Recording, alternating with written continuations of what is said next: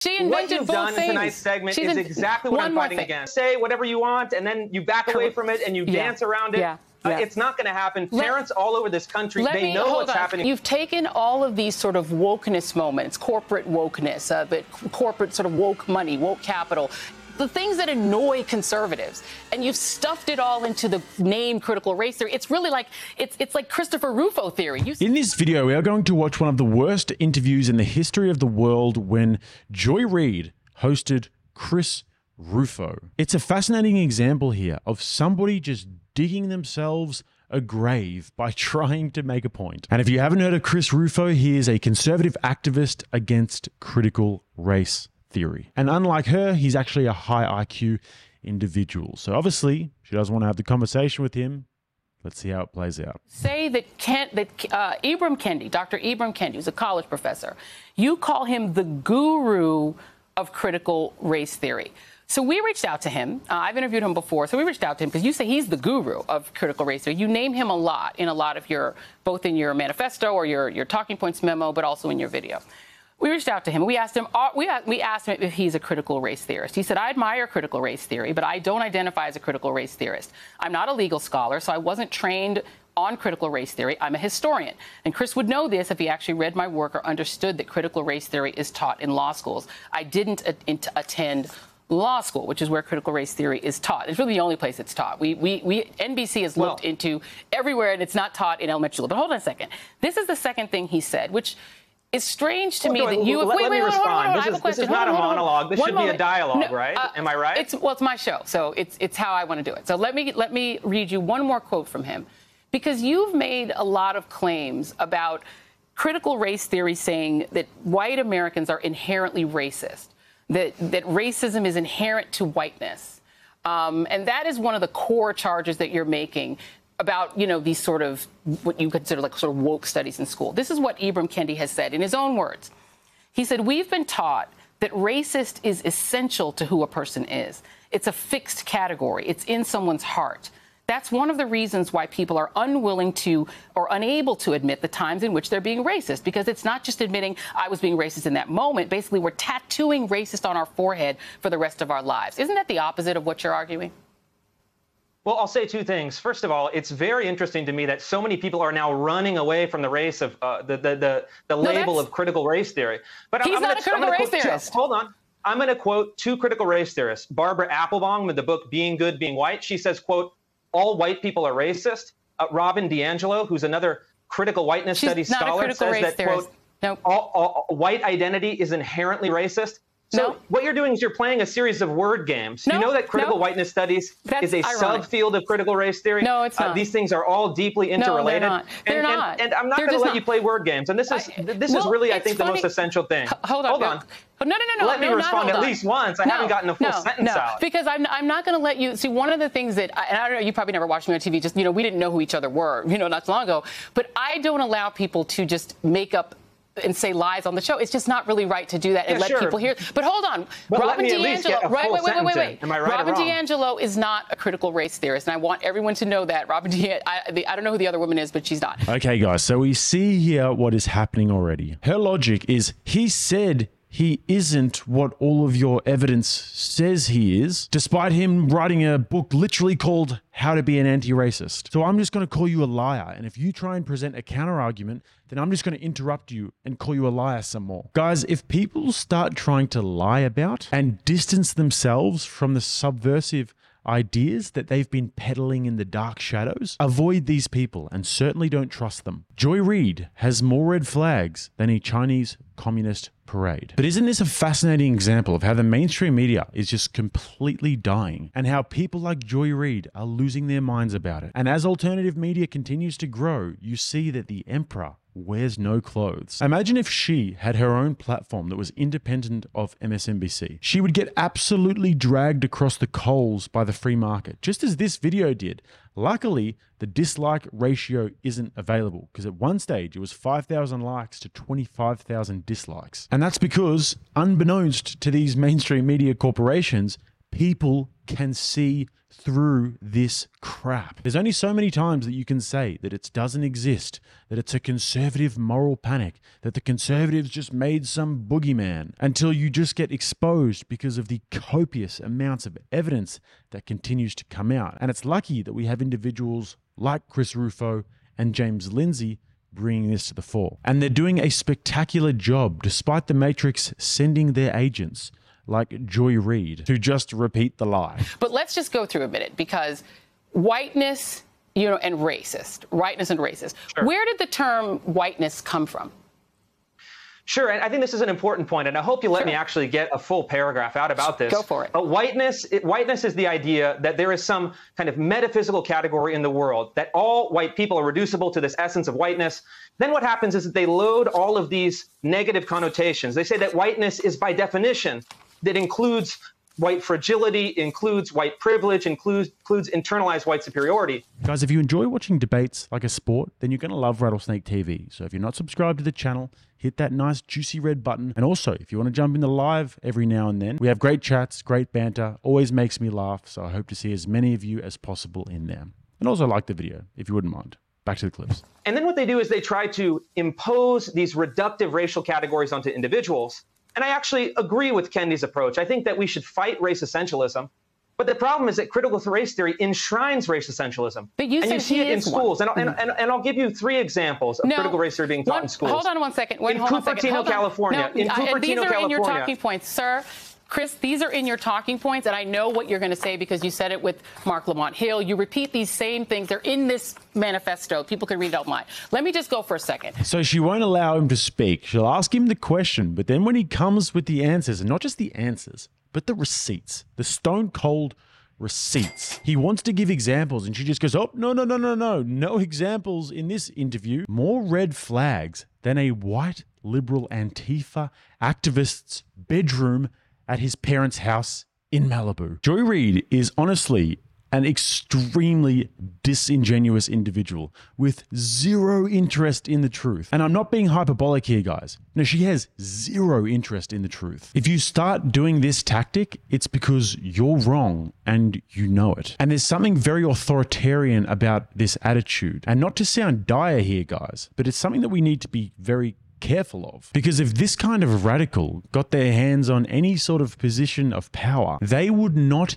hesitate to silence and punish anybody who disagrees with them. And that gets ugly very, very quickly. This is essentially what happened during the Bolshevik Revolution. These people waited in the wings, in the darkness, for their chance to come along and inflict some pain on their enemies. And when they did, the brutality that would ensue was as unimaginably terrifying as one could possibly imagine. And I'm not saying that Joy Reid is like the Bolsheviks, but what I am saying is that there is an attitude that is permeating amongst these political issues where people want to silence their opponents rather than coming at them with better ideas. And one could look at history and simply draw some conclusions as to where that leads. And now on to the next section, which is actually a little bit better for Chris. He plays it well here because Joy just keeps trying to interrupt him, but he actually gets the upper hand by not breaking his stride and winning the war of attrition. On the subject of whiteness, are you aware, since you say that I guess you're sort of a quasi-historian in your thinking, that whiteness was actually formed in the United States? That whiteness didn't even exist as a thing. Europeans were all European. They considered themselves Italian or Polish or whatever. When the colonists came here, they actually created the idea of whiteness. This is from the Smithsonian. I agree with that. As a way to distinguish themselves from what they call the savages, the natives, and from black people, from Africans, who even if you had a little African in you, if you're Plessy, who's 7/8 white, if you are African in any aspect, that you are reduced of rights. So people that you don't like, that are doing this sort of wokeness training, are saying whiteness has always had power. There used to be a saying, I'm free, white, and 18. It was commonly said in the 50s and 60s, 40s, 50s, and 60s. So whiteness has power. So people who want to decouple whiteness from power, that's what you're annoyed by, right? Let me play a little bit of what you said. You did a speech. Hold on. You did a speech at the Claremont Institute in which you talked a little bit about how you really feel about the academics of it. Here it is. This is cut. I think this is it 3?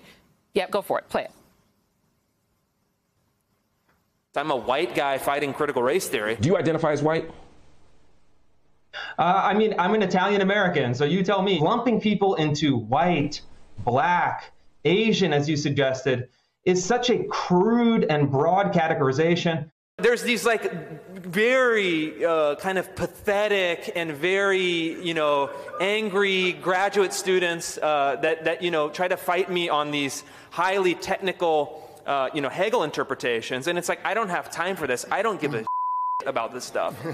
So you don't give an S about this stuff. You're really just having a campaign to take everything that annoys white Americans and white conservatives. No, that's not right. You want to make a campaign and stuff everything in there that highlight reel. You played my highlight reel. Give me a chance to respond. And you want to stuff it all into critical race theory, right? What I don't think is right is that forcing 8-year-olds in Cupertino, California to deconstruct their racial identities and then rank themselves according to power and privilege. It's intersectionality theory, which was invented by Kimberly Intersectionality is a separate thing. Which is part of critical race theory. No, it's not, dear. You had her on your show. You know this. Yeah, she invented and both here's the bottom things. Line, Joy. She invented what you've both done things. in tonight's segment is exactly what I'm fighting against. I'm fighting against the manipulation of language. I'm fighting against language You're fighting against wokeness, and you don't like corporate wokeness, etc. I get it. Euphemistic terms with subversive content. Because otherwise, you just say whatever you want, and then you back away from it, and you dance around it. It's not going to happen. Parents all over this country, they know what's happening in schools. They know what's happening in their public institutions. And you're seeing people revolt against this divisive identity politics.